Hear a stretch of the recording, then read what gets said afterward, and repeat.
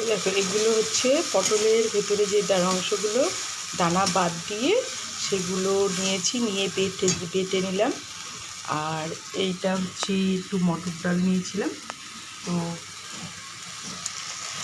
আর তোমার বন্ধুরা, এটা হচ্ছে আমার পটলের, এটা পটলগুলোকে আমি ভালো করে কেটে নিয়েছি। আর হচ্ছে এটা কেটে নিয়েছি।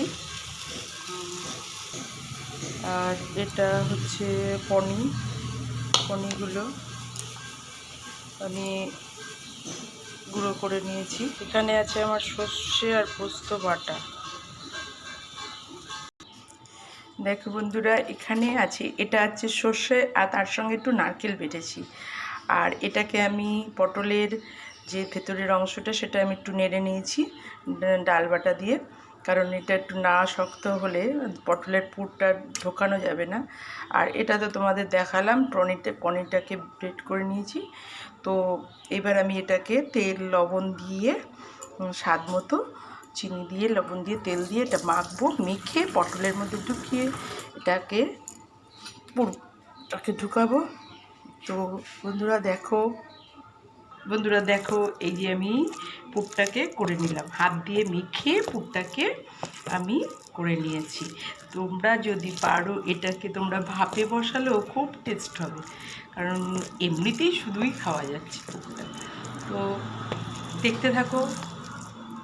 তো দেখো বন্ধুরা, এটা হচ্ছে আমার ইঁচড়ে দিয়ে ডালের বড়া দিয়ে আজকে তরকারি হবে।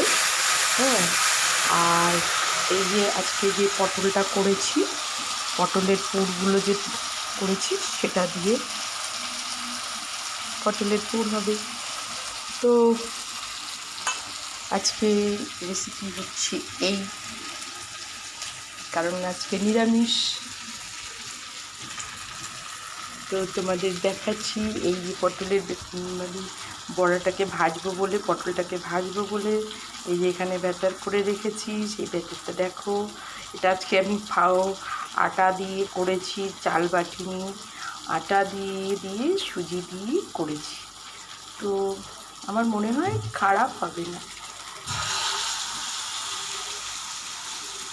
খুব ঝিমিঝিমি আসতো, তো এটা খুব আস্তে আস্তে স্টিমে দিয়ে করতে হবে।